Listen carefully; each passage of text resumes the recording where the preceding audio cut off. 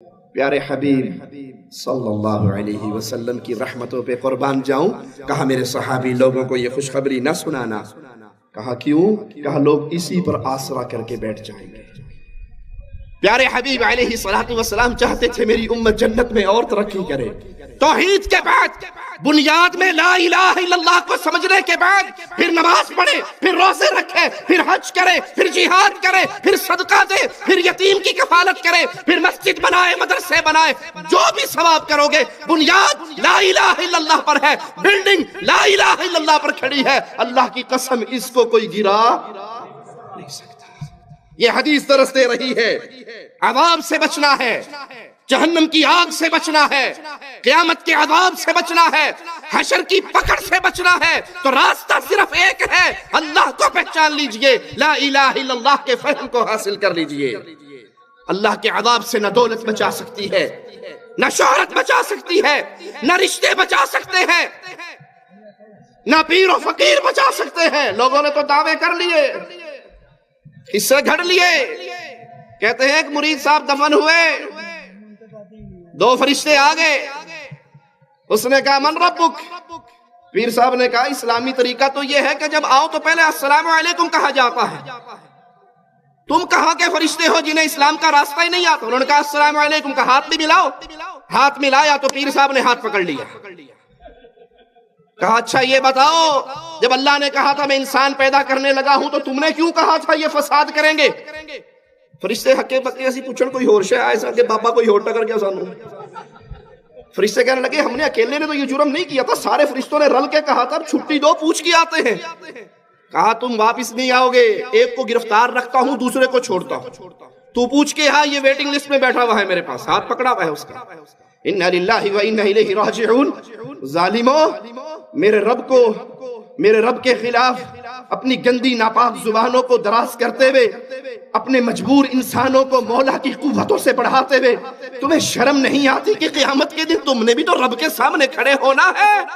فرشتہ دوڑتا ہوا گیا، کہا اللہ ایک ساوے چولے والے بابے نے پکڑ لیا ہے اور اس نے یہ سوال کیا ہے۔ اللہ نے کہا نعوذ باللہ ثم نعوذ باللہ تعالی اللہ عما یقولون، کہ وہ پیر جیلانی ہے، وہ پیر جیلانی ہے، معافی تعافی مانگ کے چھٹی کرا لو ان سے۔ تو کہا میرے فرشتوں کو چھوڑ دے۔ پیر جیلانی نے کہا ہاں چھوڑتا ہوں، ایک شرط ہے، تو سلسلہ قادریہ میں آنے والے سارے مریدوں کو بخش دے، میں تیرے فرشتوں کو چھوڑتا ہوں۔ نعوذ باللہ ثم نعوذ باللہ، گویا انڈیا پاکستان کے قیدیوں کا تبادلہ ہو رہا ہے کہ ایک حکومت کہتی ہے ہمارے قیدی چھوڑو، دوسری کہتی ہے تم ہمارے مچھیرے چھوڑو۔ تم نے رب کی یہ قدر کی ہے، تمہارے دل میں رب کی یہ عزت ہے۔ اللہ نے کہا عبد القادر میرا وعدہ ہے جو سلسلہ قادریہ میں داخل ہوگا میں ساروں کو بخش دوں گا۔ کہا اچھا ٹھیک ہے تیرے فرشتے کو میں بھی چھوڑ دیتا ہوں۔ اِنَّا لِلَّهِ وَإِنَّا إِلَيْهِ رَاجِعُونَ وَمَا قَدَرُ اللَّهَ حَقَّ قَدْرِهِ۔ ان ظالموں نے میرے مولا کی قدر کو نہیں پہچانا، میرے رب کی شان کو نہیں پہچانا۔ کروڑ پیر جیلانی ہو، وہ محمد کریم صلی اللہ علیہ وسلم کے قدموں کی خاک کے برابر نہیں ہوتے۔ یہاں منظر پیر و فقیر کا نہیں، امام کائنات کا ہے۔ سجدہ ریز ہے، سجدے میں سر رکھا ہوا ہے۔ کہا محمد کا سر تب اٹھے گا جب اللہ اٹھانے کی اجازت دے گا صلی اللہ علیہ وسلم۔ یہاں تو پیارے حبیب امام کائنات اللہ کی اجازت کے بغیر سر نہیں اٹھا سکیں گے۔ مولا کہے گا اٹھا، اپنے مکھڑے کو بلند کر، مانگ کیا مانگتا ہے، شفاعت کر کس کی کرتا ہے۔ اور کہا یہ پیر صاحب ہیں ہمارے جو مریدوں کو اس طرح قابو کر لیتے ہیں۔ ان ظالموں کے قصے سنانے کا مقصد آپ تک یہ پیغام پہنچانا ہے بھائیوں، آج کے دور میں ضرورت ہے لا الہ الا اللہ کے آوازے کو پھر ویسے بلند کیا جائے جیسے بلال نے مکے کی گلیوں میں کیا تھا۔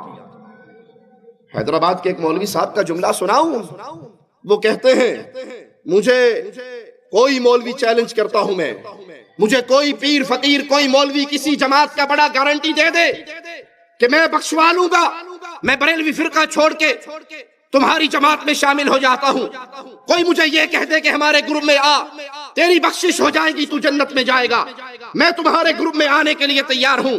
کہا اگر نہیں کوئی گارنٹی نہیں دے سکتا تو پھر سنو میں کہتا ہوں ہماری جماعت میں آؤ، ہماری جماعت میں آؤ گے پیر جیلانی بخشوا لے گا، غوث اعظم بخشوا لیں گے، غریب النواز بخشوا لیں گے، آؤ سارے بریلوی ہو جاؤ، مجھ سے جنت کے ٹکٹ لے جاؤ۔ ہمارے یہ بڑے بڑے پیر قیامت کے دن اللہ کے سامنے کھڑے ہو کے اپنے مریدوں کو چھڑوا کر جنت میں لے جائیں گے۔ انا للہ و انا الیہ راجعون۔ تمام جماعتوں کے مولوی اور ملاؤں سے میری گزارش ہے، میرا چیلنج ہے، اگر تم یہ مجھے تمانیت دے دو، مجھے اس بات کی ضمانت دے دو کہ جب میں مر جاؤں گا تو تم میری بخشش کراؤ گے، تو میں یہ جماعت چھوڑ کے تمہاری جماعت میں آنے کو تیار ہوں۔ مجھے اب کوئی حدیث کی بھی ضرورت نہیں ہے، کوئی قرآن کی ضرورت نہیں ہے، تم تو بھی حدیث قرآن پوچھے، میں کچھ بھی نہیں پوچھ رہا۔ ایک ضمانت دے دو، احمد نقشبندی تو آ جا، ہم تیری بخشش کرا دیں گے۔ احمد نقشبندی صاحب آپ آ جائیے ہماری جماعت میں، ہم آپ کی ضمانت لیتے ہیں، ہم آپ کو جنت میں بھجا دیں گے۔ کوئی جماعت کا مولوی اور ملا مجھے اس بات کی ضمانت دے دے، میں اس کی جماعت میں آنے تیار ہوں۔ نہیں دے سکتا تو آ جائے سنت میں، میں ضمانت دیتا ہوں کہ تو ادھر آ جا۔ غوث اعظم بخشانے کو تیار ہے، غریب نواز بخشانے کو تیار ہے، بابا شرف الدین بخشانے کو تیار ہے، اور کوئی بھی تیرا دامن نہ کھا لے تب فاطمہ کے پاپا تو ہے ہی ہے۔ ظالم تو نے چیلنج دیا ہے، میں تیرا چیلنج قبول کرتا ہوں۔ اللہ کی قسم واحد بن جا، محمد کی حدیث گارنٹی دیتی ہے تجھے اللہ جنت دے دے گا۔ اللہ کی توحید پہ آ جا، ان مردوں کو غوث اعظم نہ سمجھ، جو اپنے کپڑے نہ اتار سکے، جو اپنا طہارت نہ کر سکے، جو اپنا غسل نہ کر سکے، جو بیوی روتی کو چپ نہ کرا سکے، جو روتے بچوں کو چپ نہ کروا سکے، ارے جو خود چل کر قبرستان نہ جا سکے، جو قبر کی مٹی میں اتر نہ سکے، جو اپنی قبر پہ مٹی ڈال نہ سکے، اتنے مجبور تھے کہ لوگوں کے کندھوں کے سوار ہو کر گئے تھے، وہ قبر میں داخل ہونے کے بعد سب سے بڑے مددگار کیسے بن گئے؟ غوث اعظم کا معنی کیا ہے؟ سب سے بڑا مددگار۔ اور دھرتی پہ لوگوں سن لو، کائنات میں سب سے بڑا مددگار صرف ایک ہے، اور وہ نہیں ہے جو مر کے مٹی میں دفن ہو جائے، وہ ہے جو سب کو مارتا ہے، اسے موت۔ تم کہتے ہو ہمارا بابا انڈیا کا غریب نواز ہے، ارے اللہ کی قسم کائنات میں غریب نواز دو نہیں ہے، غریب نواز ایک ہے۔ اگر تمہارا یہ بابا غریب نواز ہے تو اللہ کو کیا کہو گے؟ ہم کہتے ہیں اللہ غریب النواز ہے۔ کیسے؟ دلیل مانگو ہم سے۔ وہ مالی کہتا ہے انتم الفقراء، تم سارے غریب ہو، تم سارے فقیر ہو، تم سارے منگتے ہو، نبی ولی علی غوث قطب جو تم نے بنا رکھے ہیں، اپنے بزرگوں کو نام دے رکھے ہیں غوث و قطب کے، سنو یہ سب اللہ کے در کے فقیر ہے، سوالی ہے، منگتے ہیں۔ غوث اعظم غریب النواز، بندہ نواز، بندہ پرور، داتا اپنے عرش پہ ہے، وہ دھرتی میں دفن نہیں ہوا۔ تم کہتے ہو ہمارے بابا جی چھڑا لیں گے، اور یہاں محمد کریم صلی اللہ علیہ وسلم لخت جگر فاطمہ سے کہتے ہیں بنتی فاطمہ، بیٹی عمل کرنا، لا اغنی عنکی من اللہ شیئا۔ فاطمہ اگر رب نے پکڑ لیا تو محمد کی لخت جگر ہونے کی وجہ سے چھٹکارا نہ ہوگا، عمل کرنا، اگر اللہ نے پکڑ لیا میں تیرا بابا تجھے چھڑا نہ سکوں گا۔ یہ وہ راستہ ہے شرک کا جس پہ چل کے آج لوگوں نے گارنٹی دے دی لوگوں کو کہ جاؤ ہماری جماعتوں میں آ جاؤ، ہمارے سلسلوں میں آ جاؤ، ہماری پیری فقیری پہ آ جاؤ، ہمارا دم بھرتے رہو، نذرانے سالانے چندے ہمیں دیتے رہو، جو مرضی کرتے رہو، ہمارے پیر صاحب نے تمہیں بخشوا لینا ہے۔ تمہارے سارے پیر اکٹھے ہو جائیں تو محمد کے ایک صحابی کے برابر ہو سکتے صلی اللہ علیہ وسلم۔ تم تو کہتے ہو یہ جنت میں لے جائیں گے، یہ خود جنت میں جائیں گے یا نہیں جائیں گے اس کی ان کے پاس کوئی گارنٹی، یہ جنت میں جائیں گے یا نہیں۔